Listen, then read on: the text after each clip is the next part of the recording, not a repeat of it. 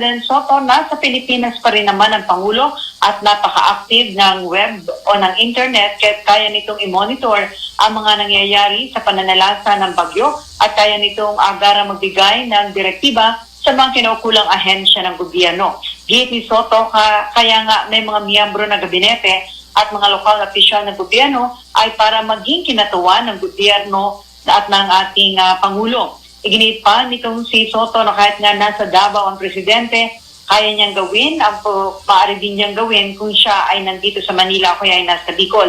Ginawa naman niya ng mga lokal na opisyal at mga cabinet members ang kanilang trabaho kung saan nakita mahusay na paghahanda na ginawa ng mga ito. Sinabi naman ni Senator Gordon na hindi ibig sabihin na nasa Davao ang Pangulo ay hindi na ito nagtatrabaho. Wala kanyang problema kahit nasa Davao ang presidente basta't patuloy naman itong ginagampanan ng kanyang tungkulin kung saan nakita naman na naging disaster preparedness ng mga government agencies. Git pa ni Gordon, mahalaga ding matiyak ang kaligtasan ng Pangulo, lalo pat compromise o merong konting problema ang kalusugan nito. Ito sa Patrol 19, Celly Ortega Bueno, nagulat sa impilang metodong lakas sa DWIZ. Sumantala, presyo ng mga pangunahing bilihin sa Maynila, pinababantayan ni Mayor Isko Moreno. Detalye mula kay Patrol 5, Aya Yupanco. Pinababantayan ni Manila Mayor Isko Moreno ang presyo ng mga pangunahing bilihin sa mga pampublikong palengke dito sa lungsod ng Maynila. Pinatitiyak ng alkalde, partikular kay Market Administrator Susanayde Mapoy, na walang aabuso matapos ang pananalasa ng bagyong Rolly. Tiniyak naman ni Director Mapoy na siyang nangangasiwa ng 17 public market sa lungsod ng Manila na mananatiling patas at abot kaya ang presyo ng mga bilihin. Nagugunita na maraming agricultural products ang dinadala at ipinibenta sa mga pampublikong pamilihan dito sa lungsod ng Manila ay galing din sa ibang mga lalawigan sa Southern Luzon, kabilang na ang Batangas, Quezon at Bicol na lubhang naapektuhan ng bagyong Rolly. Tuloy-tuloy din ang paglilinis at declogging ng market masters upang hindi magbara yung mga kanal ng palengke at maayos na makapamili ang mga Manileño. Samantala, wala ring patid yung paglulunsad ng inspection ng Veterinary Inspection Board o VIP upang tiyakin ang kalidad ng mga produktong ibinabagsak na mga karne sa lahat ng mga palengke sa lungsod ng Maynila. At sa Patrol number 5 ay pangkulukulan sa kilometro ng lakas, DWIZ. Para sa karagdagang impormasyon at mas marami pang mga balita, bisitahin kami sa aming website, dwiz82am.com at sundan ang aming Twitter account at Facebook page, dwiz82. Ako po si Ashley Jose. Balitang kapaki-pakinabang sa mga mamamayan, inyong nalaman sa DWIZ Balita. Maging updated sa mga balita, mas todong pagbabalita. DWIZ Balita. Ang magano sa buhay, may mararating na ginhawa. Magdala ng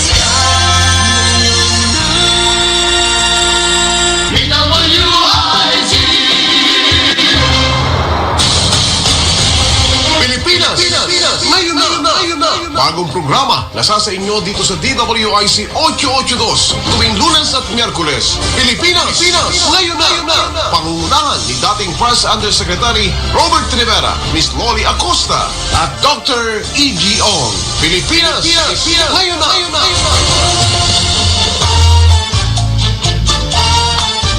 Alright, good morning, good afternoon, and good evening, as the case may be, wherever you are, nationwide, worldwide. Thank you, Lord po, at lumabas na ang bagyo. Sana naman ay hindi masyadong nasalanta ang ating mga kababayan dyan sa mga pinagdaanan ng bagyong ito. So, sa lahat po ng mga nagdiriwang ng kanilang mga kaarawan, today, happy birthday. And belated happy birthday po sa aming Pastor Monte Armas of Alabang New Life. But also, advance happy birthday to to my first cousin, Rudolph Rivera, the very popular DJ during the 70s and the 80s. Siya po ang best buddy ko from grade school all the way until he got married at age 19. Imagine that, maraming heartbroken when he got married because of his good looks and witty jokes sa kanya pong programa at that time, DWKC. All right. So, happy birthday, paring Rudy. Tomorrow po yan, November 3. And also today, we also would like to greet our favorite cousin-in-law, David Cruz Jr. from White Plains. Kapitbahay po siya ni Secretary Harry Roque. And he's the one in touch with the wife with regards to our reminder to the public about our advocacy and campaign sa darating pong end of the month. Yan po ay walang iba kundi ang ating pong panawagan mula sa program nito sa Iwas Paputok. At yan po ay for nationwide campaign kasama ang ating RPN. At yan po ay para sa pakikinabangan ng lahat ng ating pong mga kababayan. Huwag na po nating i-overcrowd ang ating mga hospital na punong-puno na po at overburden na po ang mga doktor, nurses at medical staff. Kapag kayo po ay di sumunod sa ban ng firecrackers at patuloy kayong naging pasaway sa pagpapaputok, diretso po kayo sa ospital, hindi nyo alam kung kayo ay makakahawa o kayo ay mahahawa ng COVID. So, again, sa amin pong panawagan at panalangin, iwas paputok, ban on all firecrackers nationwide sa darating pong Christmas and New Year's Eve. Alright. At sa ating pong mga kababayan, later on, tatawag tungkol sa healing verses na ibibigay naman po ng ating Pastor Eugene Say sa second part of the program. Patuloy po ang pamimigay natin ng face shield, courtesy of our next guest, Mr. Neil Nuki of Rotary Club Ayala Heights. Welcome to the program, Neil. Good afternoon po. Yes. Yusek Robert, good afternoon po. Yes, good afternoon. And kamusta ang naging resulta ng bagyo dyan sa area nyo sa Quezon City? Sa Quezon City, Yusek, fairly okay naman. But, ramdam naman namin when I traveled sa San Jose del Monte yesterday with my in-laws. Ramdam mo rin malakas yung hangin. But, I'm praying na yung mga na-apektuhan natin kababayan was sana mas hindi sila nahirapan. Nakalusot tayo sa Metro Manila, but I did pray for the kababayans natin na naapektuhan. Yes, especially in the typhoon path sa provinces. Yes. Mm-hmm. All right. Neil, you are in the events business. One of your businesses is in the events industry as well as the landscaping industry, I know. So, can you please tell us how do you mitigate yung pagiging na-stop ang mga events and you're not able to go out and distribute your wines and all your other stuff? Paano kayo naapektuhan and what have you been doing in order to mitigate this? Well, I'm connected with the distributor, Donga Pharma Philippines. So, I'm the one handling yung wines business namin. Yes, we were affected since it's not a necessity. But somehow the company was able to continue its business servicing our key partners during lockdown. So we're glad to be servicing directly Mercury Drug. So we were considered as among the frontline industry. So Okay. So we took the precautionary measures naman. We followed yung mandatory protocols for COVID-19 at the start. So we were able to deliver basic goods and necessities to our key customers. And Yes, these basic goods and necessities, what do they comprise? Yung gatas, we have yung mga like sa Kimberly Clark, Abbott, SCJ. Those are very important commodities that we have to deliver sa Mercury nationwide. Okay. Now, I know that your wife is also in the partly part of a real estate industry because she's a landscaper. Yung landscaping ninyo, which was started by your mom and very, very prosperous during her time and your dad. Thank you. So, what can you say about these people? Wala na ba naman nagpapa-landscape ngayon this time of pandemic? Because marami na sa online, instantly they become plantitos and plantitas. Yes. Well, affected kami right now with landscaping kasi yun na naman Yusek, we service mostly yung mga private residential, and right now medyo konti nagpapa-landscape. It's not a priority. A necessity. Yes, Not a top priority. Yes. But still, siyempre, like we do have yung a few staff of ours, we still continue to support, that's part of our After sales service. Yes, we recommend mga plants. Yun ang mga madalas na tanongin sa amin. What plants are good for halimbawa pag medyo katulad ngayon, they ask ano yung mga plants na mas magandang ilagay sa bahay. Yes, speaking about bahay, sa mga backyard gardening. Yes, mga backyard gardening.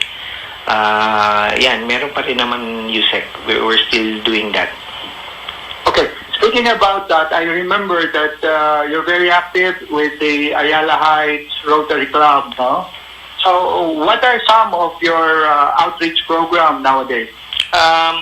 Like at the start of the classes this October, we did a Brigada Escuela for Rotary Club of Ayala Heights. We donated some face shield, face mask, and alcohol to our partner school of Kulyat High School.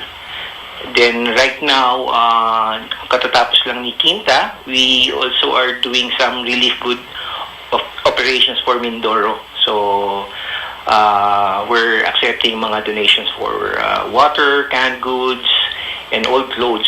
And plus ngayon, meron pa, syempre, dumaan si Bagyong Rolly. We're also preparing to, our club is preparing to help out as well to our Rotary District of 3780. So I would just like to make mention, ladies and gentlemen, that face shield we're giving away during the healing verses, and if you can guess what the chapter and the verse, correct one, are courtesy of Mr. Neil Nuki and his Rotary, yes, and his brother Nilo. So, can you please tell us right now, because what I understand, you are also about to distribute and introduce in the Philippine market this copper mask. But later on, we'll talk to your boss on the second part of the program. But initially, can you please just tell us these imported masks, where are they coming from?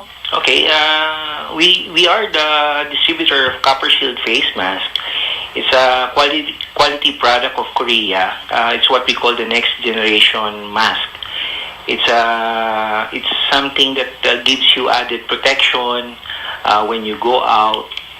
and do your errands and deliver goods. Yeah. So that's how I would short description of our copper shield face mask. Okay.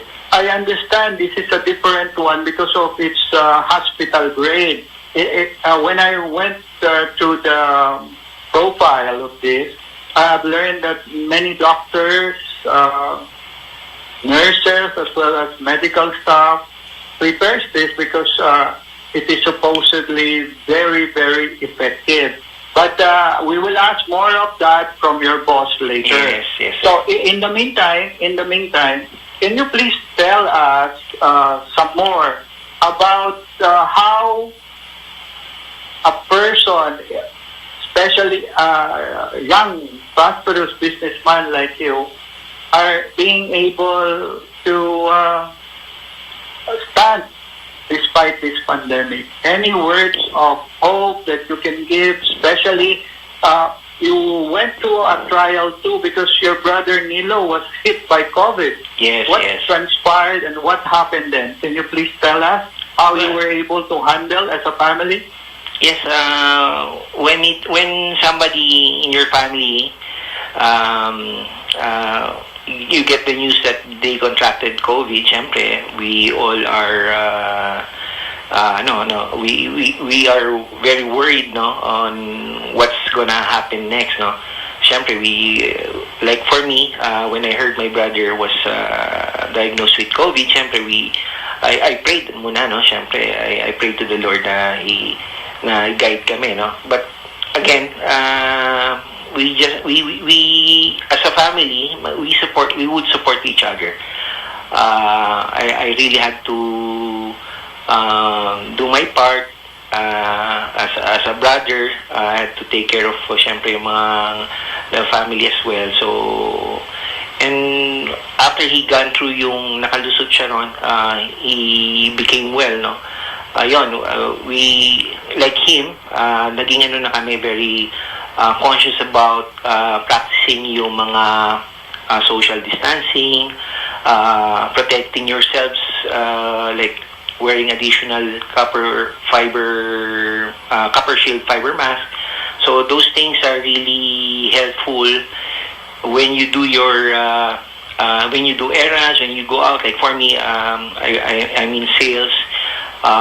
This pandemic really made me adjust my role as a salesperson. So there's no more face-to-face transactions. So you really have to adapt. You have to use yung technology. We use mobile apps like Viber to do our communication, and Zoom when we communicate with clients and attend important office meetings. Ganun use it. Yes, So thanks really, to modern technology. yeah, thanks to modern technology, you really have to adjust. If there is one important lesson learned by you and your family when Nilo, my inaanak, incidentally, your brother's my inaanak, Yes. wedding, if there's one important lesson you've learned, what was it? And how would you let people know how you can best handle this? Yung signs, when the initial signs of COVID lumitaw siya, it was very timely na aware ka. So he was able to let us know. I have a sister nurse and also a brother-in-law who's a doctor. He let us know of yung symptoms siya kagad. So we were able, as a family, we were able to guide him what to do. And I think yan yung first na importanteng ginawa. Okay. Emotionally, how did it affect you? Mabigat. Aside from financially, no? Okay. Yes, mabigat yun kasi when he went in, siyempre ER, wala siyang kasama, all alone. So, meron news blackout kami for a few days because we didn't know what's happening. So, talagang medyo may emotional stress. Ano sa amin, yes. Anxiety. May fear kami. Yeah, there's fear. But after 3 days, he texted us na he's being taken care of, na he was going to be transferred to another room. So medyo medyo ano na kami, medyo at ease, medyo nakalma, and hoping na tuloy-tuloy yung progression niya, so na gumaling. So it's mabigat Yusek, especially if it's family, no. So that's why if there others out there, no, they just have to be supportive rin of each other lang. I know that. I know also that aside from your mom and your dad, whom I have worked with for more than 20 years, your dad was with me sa Metro Manila Film Festival, Yes, the sir. president of Philippine Motion Producers Association. Yes. Aside from being prayerful, in this time of pandemic, did you fell down on your knees and really pray that God, we will live up to you everything and put all our trust in you alone, because you are the great healer, doctor, and physician, and you are the cure. Yung ba ginawa nyo? Yes, as a family we did that, Yusek.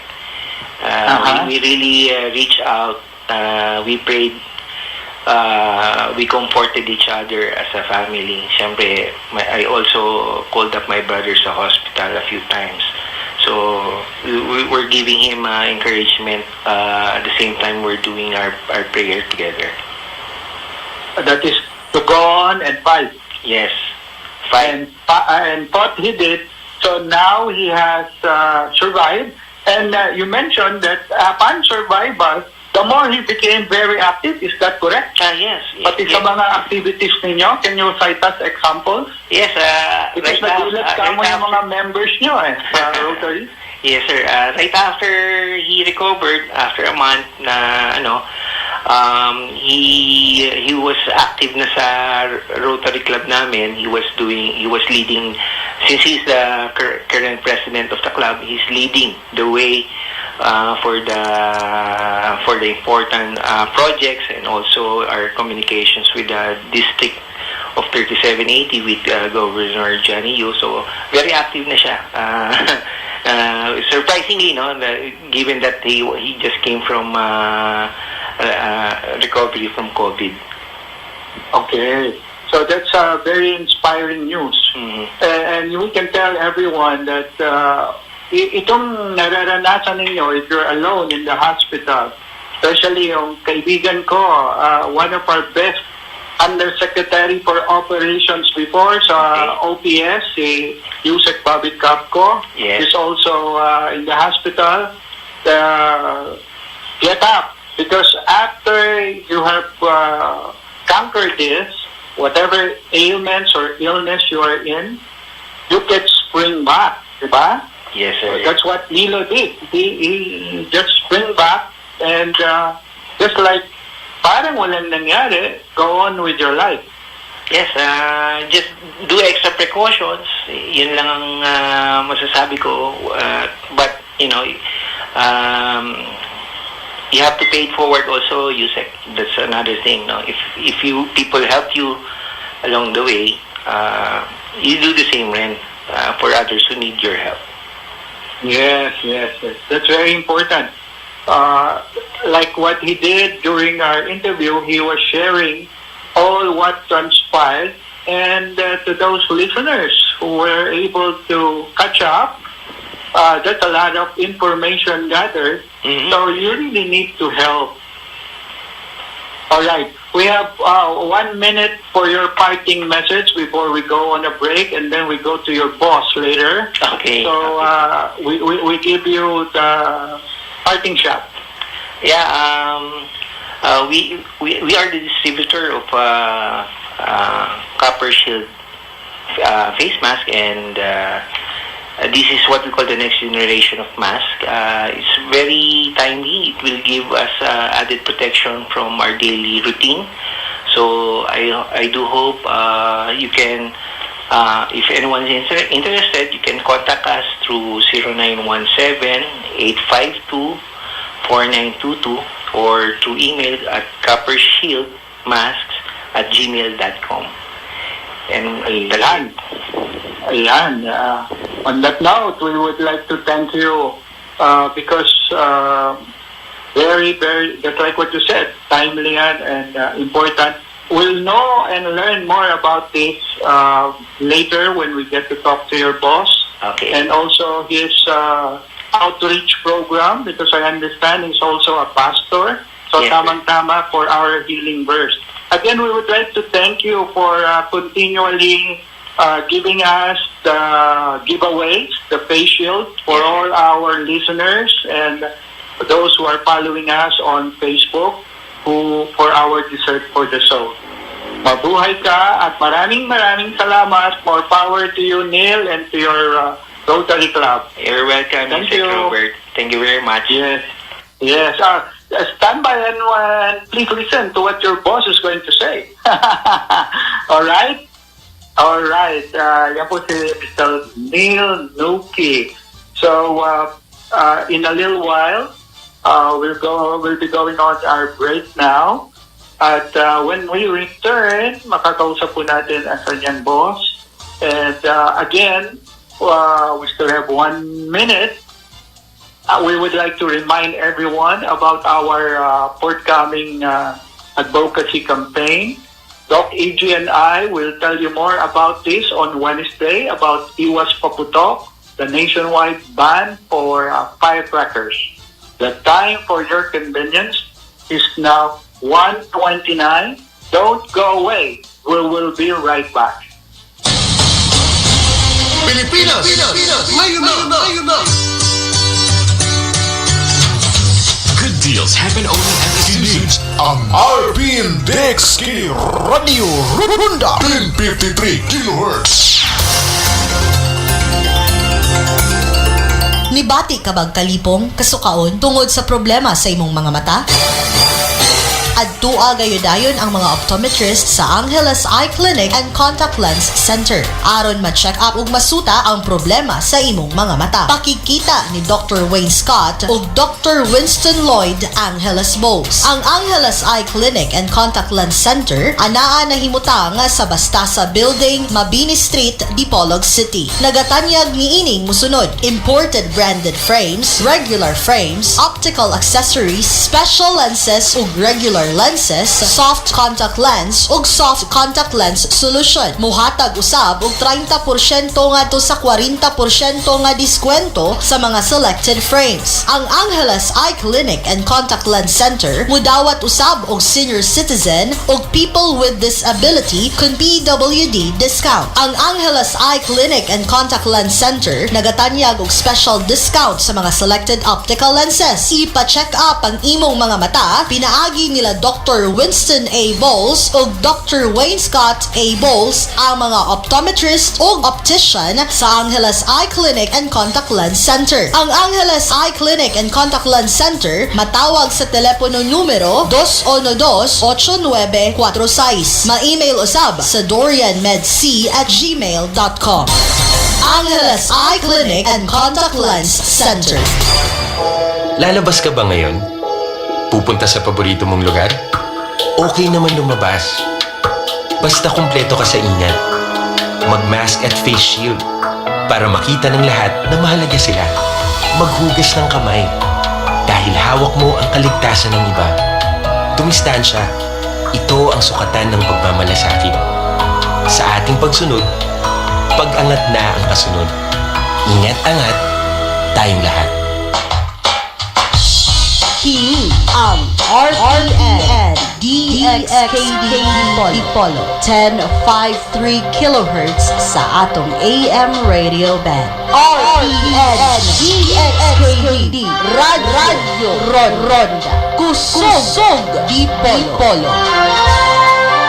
Ibigay sa isang partikular na ahensya naman ng pamahalaan. Gayon hindi na niya nito na maistigahan at masampahan ng kaso ang mga isinasangkot sa korupsyon at pabilisin ang pagpapalabas ng resolusyon sa mga nakabimbing kaso.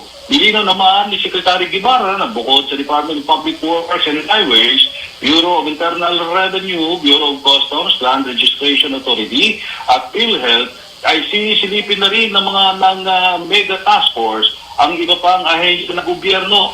Bilang namumuno sa mega task force ay buburin ang DOJ ng mga striking team na tututok Partikular na nga sa government agency o kung sino ang target nilang maimbestigahan. Ito sa all, DWIC. Para sa karagdagang impormasyon at mas marami pang mga balita, bisitahin kami sa aming website, dwiz82am.com at sunod namin Twitter account at Facebook page, dwiz82. Ako po si Ashley Jose. Balitang kapaki-pakinabang sa mga mamamayan, inyong nalaman sa DWIZ Balita. Maging updated sa mga balita, mas todong pagbabalita. DWIZ Balita. Ang balitang ito ay inihatid sa inyo ng RightMed. May RightMed para sa iyo. Tuloy ang tradisyon ngayong taon. The Manila Grand Opera Hotel's most awaited Christmas tradition. Our bibingka and puto bongbong is here. Pair it with our special chocolate de batirol. A perfect combination for cold holiday nights. Invite your family and friends to celebrate, dine and enjoy the spirit of Christmas at the Manila Grand Opera Hotel. We also accept bulk and advance orders for holiday gifting. Call us at 5304-7300 or visit our Facebook page or website at www.manilagranopera.com for more information.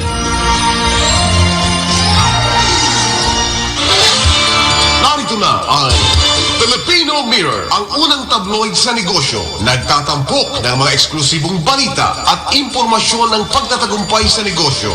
Ang tabloid na nagbibigay ng gabay at inspirasyon sa pag-unlad at pag-asenso.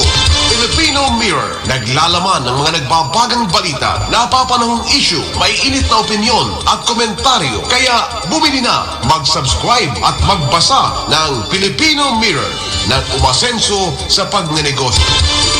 Filipino Mirror, ang unang tabloid sa negosyo. Explore the wonderful beaches and places in Palawan with City State Asturias Hotel. At City State Asturias Hotel, we assist you to make your stay truly one of the best adventure. Enjoy the famous underground river and go on the Honda Bay Island hopping tour. What about having a wonderful dinner buffet surrounded by fireflies? Or check in at the famous Crocodile Farm. At City State Asturias Hotel, we bring you the wonders of Palawan. Call us at 251-5983 or check us at our Facebook page, City State Asturias Hotel Palawan. Let us help you make your Palawan adventure one of the best.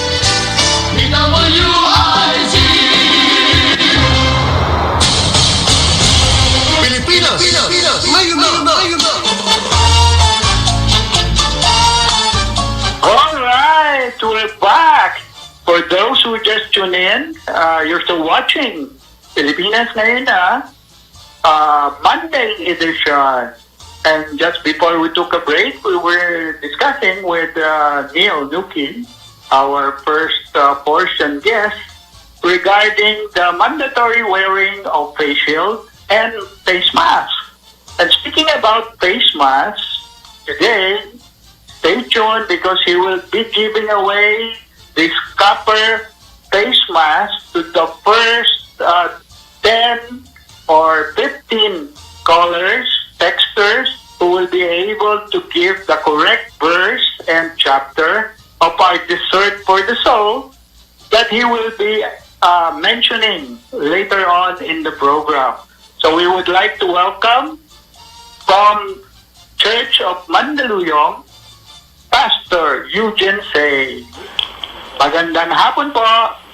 Welcome to the show. Magandang hapon, Yusek Robert. It's a pleasure to be on your show.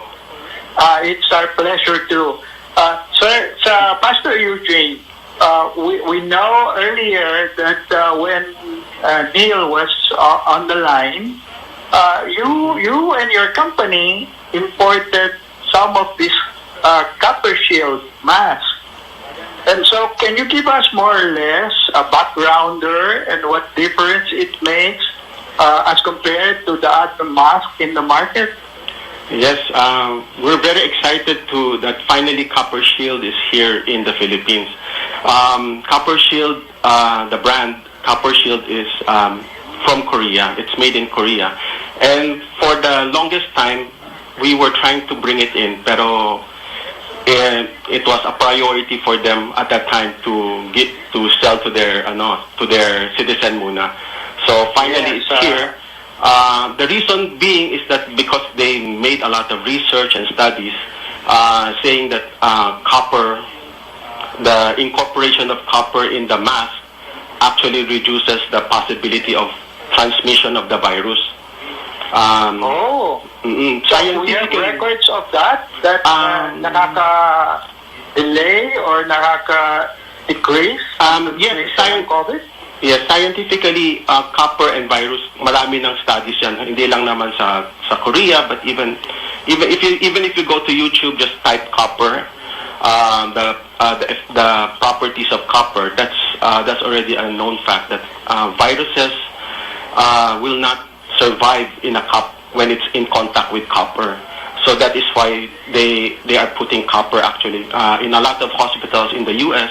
Lahat ng mga hawakan kung saan usually you're like in the doors or in the bed, yung mga stainless, they already put copper films on it because they saw that transmission has actually gone down in some cases up to 50% because yan yung mga mostly nahahawakan ng mga kamay ng tao.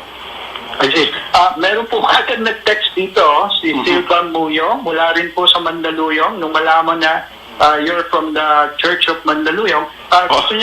Gusto niya pong itanong, nakalagay rito, hindi daw po pa abrasive yung copper lining inside the mask?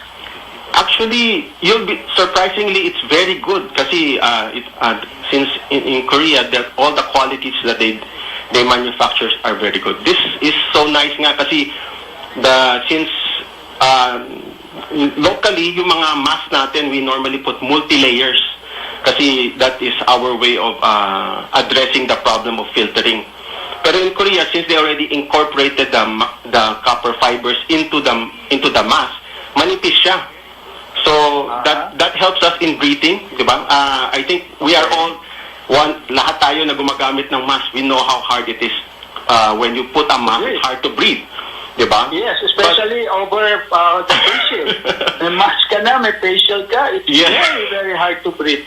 So this is one of the properties, that's why we're so excited about this mask because those who have tried this, yan ang unang-unang reaction, uy, ang sarap, ang daling huminga.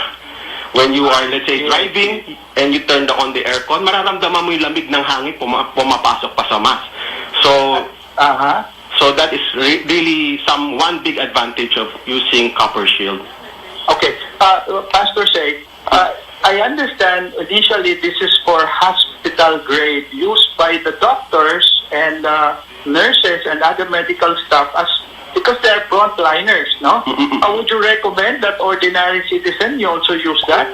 Oh yes, kasi in Korea everybody uses it in one shape or form. They use it because yan ang naging naging direction nila. For them, this is what they call the next generation of mask, no, face mask, because it really brings down the transmission level. In fact, if I'm not mistaken, if you look at it right now, in Korea, the daily COVID infection rate nila is nasa 2 digits na lang, less than 100 a day. Imagine mo yung... Less than 100 a day? Less than 100 a day ang daily additional yung mga COVID patients nila. Tayo nasa, I think we're still at thousands. 1,500, 2,000, 3,000. So, 2,000 at least. So, I think with the copper shield and all the other protection or mga ginawa nila, it's very effective. Actually, okay. Pastor Say, we will discuss this church of yours in a little while, but I remember Neil mentioning that you will be giving us away as raffle sa ating mga viewers and listeners right now a sample of the copper mask if they will be able to correctly tell us the chapter and the verse of the Dessert for the Soul or healing verse that you're about to tell us now. So, pwede po ba na sabihin nyo na yan para habang nag-uusap tayo, they can text us to 0917-377-67 768 ang correct answer. Sabihin lang po ang name and address. And also, they can call our DWIC hotline 8470-175054 for their correct answers, and you will receive this copper mask that Pastor Eugene is telling us about. We will send it to you by post. Alright? So, for your healing verse po muna, baka kasi po mamaya maubos lang tayo ng oras. Go ahead po. Go ahead. Yes. Hulaan po nila yung chapter na at saka verse. Okay. The verse that I'm thinking of is a verse wherein God introduces Himself as what? The Lord that heals you. No. This is the only time in the whole Bible na God calls Himself as what? The Lord that heals you. So parang po yan, I am the Lord that healeth thee. Like that. I am the Lord that healeth thee. Yes. Okay. When you said first time na nakalagay yan sa Bible, you being a pastor, yan po ay galing sa mga healing verses in God's will to heal, correct po? Yes. But God has many names in the Bible. And this is one of the names that very unique kasi isang beses lang niya ginamit and it is used only in this verse. In the original text, it is called Yehovah Rapha. Okay, Yehovah Rapha. For I am the Lord that heals thee. Okay. In the original. Pero in the original text. Another chapter and verse. So, sa lahat po ng nakikinig sa atin ngayon, nanonood sa Facebook, maaaring nyo na pong i-text sa amin or you can call and sa ating mga hotlines and sa ating softmet, papasok po yung answer ninyo and later we will answer some of your texts and call and we'll be giving away face shield, courtesy copper face mask courtesy of Pastor Eugene Say. Alright. So, because you were excited about this product, available na po ba raw yan sa market? Ito, kakatext lang po ng taga San Pedro. Yes, right now we are trying our best to have it available in a lot of the stores, no? But as of now, it is available online, and if you can contact us 0917-852-4922. We can answer your questions, or for where you are, we will find a way to have the product delivered to you. Ayun. So right now, you're saying they can avail of that copper shield mask online. Yes, online. So, eto, may pumasok na naman pong text. Mula po sa Las Piñas. Do you accept distributors daw po ba? Or sales agents? Naghahanap yes. sa tunang trabaho. Yes, we are open to people who wants to make something out of this pandemic. Yes. And we would offer wholesale price to people who gets certain quantity. Ayun. So wholesaler po, yes. especially in the Visayas, Mindanao area. Yes. And again, okay, another text po. Sunod-sunod na po yung text na nakukuha ko rito sa other line ko.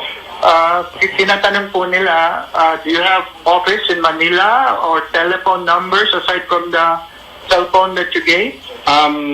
Yes, right now we actually just moved our office. We are actually in 25 Wilson Street. We're just across Cardinal Santos. That's where our office is. Oh, okay. That's very good. That's in San Juan. That's in San Juan City. Yes, and because you're just in front of the hospital, I'm sure a lot of people in the hospital will be using your product. Anyway, yan po ba raw, ay original, or how do they distinguish that? I understand you're on the screen now. Yan po bang suot nyo dyan sa screen na merong logo? Is that how you differentiate it? Yes, we actually we had the logo imprinted on the mask to differentiate it from other masks. Kasi we have so many masks out there and it's all made out of cloth. So hindi mo ma-distinguish. That's why when we put the logo, at least you are assured that that's the real copper shield. Ayun.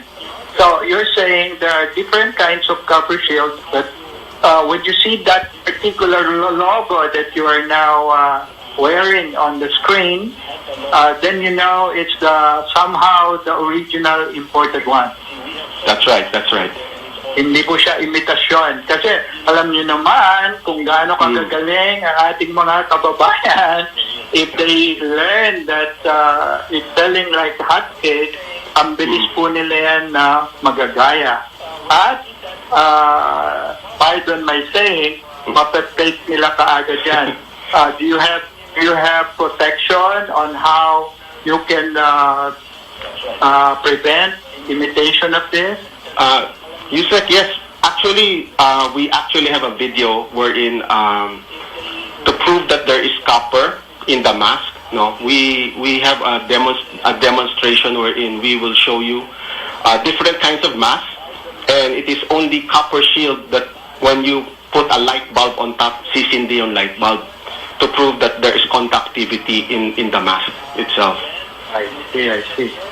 So yung mga samples na ibibigay niyo po sa amin for raffle as prizes dito sa mga makaka-guess correctly, ang dami pong pumapasok sa akin dito sa text. So kung marami, maybe we can correct increase. po sila, pero mamaya ko na po sasabihin before the end of the show. Sunod-sunod na po pumapasok sa text ko. So, we'll just coordinate with you kung paano natin mapapadala sa kanila. Of course, yes. We will find a way to, with all the Grab naman right now, very easy na to send stuff anywhere in the Philippines. Okay. May last question po rito. May isa pang bumahabol. How reasonable naman daw po ang price, especially kung wholesale? With discount daw po ba? We can discuss about it. Just keep in call us. We can discuss about the wholesale price. The beauty of copper shield, no, it's not a one-time use. You can actually use it, and it's washable again and again. Again and again. So how many times po? Up to how many times? It will depend on the usage, no, because like the mask that I'm wearing, I've worn it for about 2 months now. So of course, depende yan sa usage, no. Of course, we in terms of kung magaling kang pawisan or other factors, may pollution, you're outside all the time, you will be forced to wash it. But we recommend it washable up to 30 times. 30 times. So bagay na bagay po yan doon sa aming Executive Vice President Station Manager Elia Ligora at ating pong News Director Edwin Eusebio, because man of action po sila, on the run sila parate, so nakakalimutan nila yung regular mask, no? So when we receive that, sila po ang una nating pagsasampulin yan. Okay, punta na po tayo rito sa nagte-text. Yung Church of Mandaluyong daw po, where is it located? Mukhang gusto pong umattend.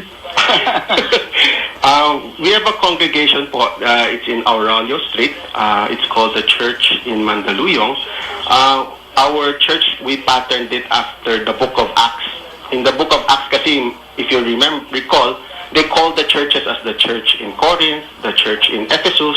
The name of the church is based on the city of the church. So, ganun din kami. Meron kaming, we call ourselves the church in Mandaluyong kasi our assembly hall is in Mandaluyong. I see. Saan nga pong street yan? Aurelio Street, yung unang sinabi niyo sa akin? Yes, Aurelio Street in Mandaluyong. That's where is it? It's along the road, the main road? Aurelio Street is along Salime, somewhere in Little Baguio. Okay. Tinatanong po kasi ni James Chowa, ayan, nag-text po, saan daw po malapit. Kasi If you go to Waze, you can actually... Yeah, if you go to Waze, you can actually type Church in Mandarin, lalabas sa Waze. yung I ano. see, I see. yung And how location. long have you been the pastor there? We, since siguro in the 90s, so maybe 20, Oh, wow. 30 years already, yes. I see, I see.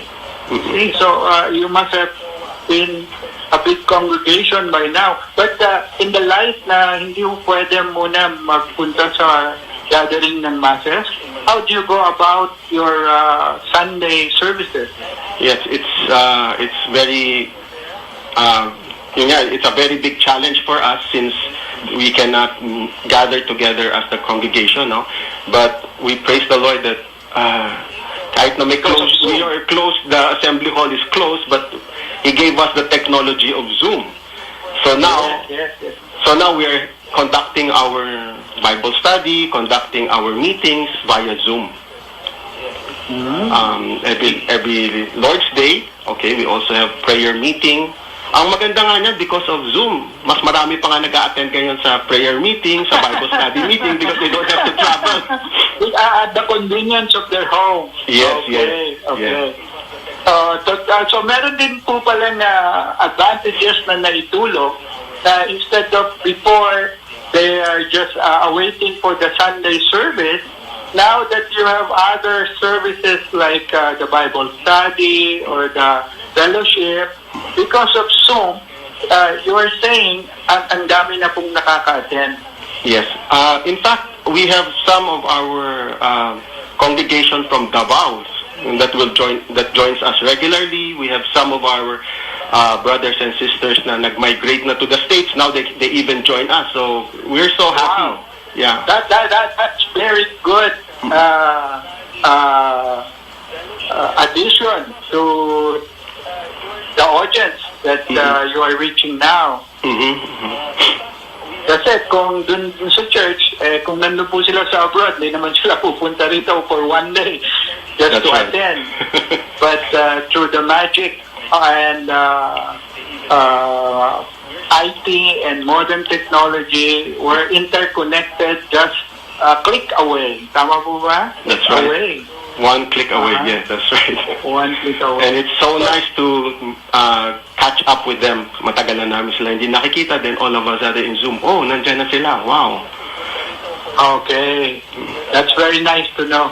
So, Pastor, we're nearing the end of the show. We'll give you the chance to give us your parting message shot and encourage some of our people to give them a hope that in this time of pandemic, there is a cure. Yes. Okay, to those who, yung clue namin kanina, wherein God calls Himself Jehovah Rapha, or the Lord that heals you, it is found in Exodus chapter 15, verse 23 to 26, no? Actually, Yes, nasa verse ang dami 26 pong siya. nag-text dito. Tama po sila. Oh. Tama, Sunod yes. po itong text. Mga 10 na po itong nare-receive ko. So, nandiyan na yung answer. It's a very interesting story because it's they just crossed the Red Sea, they were singing, and then 3 days later, they came to this place called Mara. And in Mara, they are thirsty, and yet they cannot drink the water because the water is bitter. When we hear this story, we always assume, the water was bitter, and they complained, and God showed Moses, or if there's a branch, you put it on the water, and it became sweet, so that they can drink. Pero nakaka-unusual yung verse 26, kasi sabi ng Panginoon Diyos, okay, if you will do what is right in my sight, you will give ear to my commandment and keep all His statutes, I will not put any of this sickness upon you, which I have brought upon Egypt. This is a little bit unusual because if I recall right, wala naman sickness binigay ang Panginoon Diyos sa mga Egyptians eh. Alam natin may plagues. May plagues siya, pero hindi sickness. And here, God says, I will heal you. So parang, doctor, I will heal you. Pero pag tinitingnan natin yung sakit, pupunta ka ba sa doktor? Dok, may sakit ako kasi mapait itong tubig. So, parang hindi, di ba? Pag lalagyan niya ng asukal o matamis na, pwede mo nang inumin. It's not really a sickness. You cannot call that a sickness. So, God must be referring to something else. So, in this case, magandang insight lang. I got this from a friend who showed me that baka it's not just referring to the water that is bitter. No? The verse actually of verse 23 is may clue, di ba? Tatlong nakasulat doon. They came to Mara, they could not drink water, for they were bitter. So ang tanong ngayon, sino yung they? If we read it carefully, they came to Mara, they cannot drink the water because it's bitter. They were bitter. Tatlong day Sino yung pangatlong day? Is it the water? Or is it yung tao? The tao. Yes. Diba? It can be both So the Bible is a little bit ambiguous. So meron siyang possibility na the water can be bitter. It's also possible that yung tao bitter. So, ito lang insight lang. Kasi, why would they be bitter? We have to really go back. We really have to go back to nung panahon sila nasa Egypt. Kasi sabi ng Panginoon, I will heal you. There is something sickness na binigay ang Panginoon Diyos sa Egyptians. No? Yes. So, the clue there is the word bitter. Ano ba yung bitterness nila na na-experience nila sa Egypt? And ano ba yung experience nila about water in Egypt? So we can really go back to ano yung yung trauma na encounter ng mga Jews. And that is yung mga anak nila sinahagis sa river, di ba? Pharaoh said, cast all the males into the river. So, imagine mo ano yung trauma ng mga tao. At the middle of the night, the soldiers will come, grab your baby, and then throw it. Okay, Pastor. I hate to cut short, but we're nearing our end. I think we're going to have you back after the pandemic. We'll do it live in the studio because napakarami pong pumapasok na question. On that note po, we would like to thank you for joining us today, and we would like to wish you more power. So, marami pong salamat. Thank you very much. Paalam na rin po kami because we're almost done. So, I hope that next time we can have you live in the station. That will be a pleasure, sir. Yes. Thank you very much. Thank you. Mabuhay po kayo. That was Pastor Eugene Say from the Church of Mandaluyong. So, on this note, susunod na po, mamaya-maya lang, si Miss Aida G, kanyang programang Beto Buhay, at si Sister Loli sa Sulong na Bayan.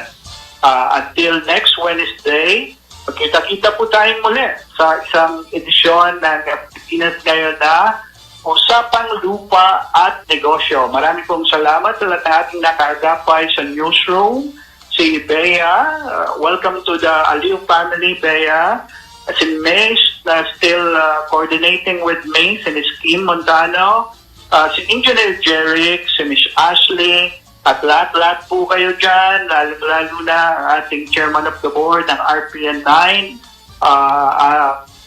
Pinakamamahal po natin si D. Edgar A. Cabangon and si Miss Ma'am Sharon.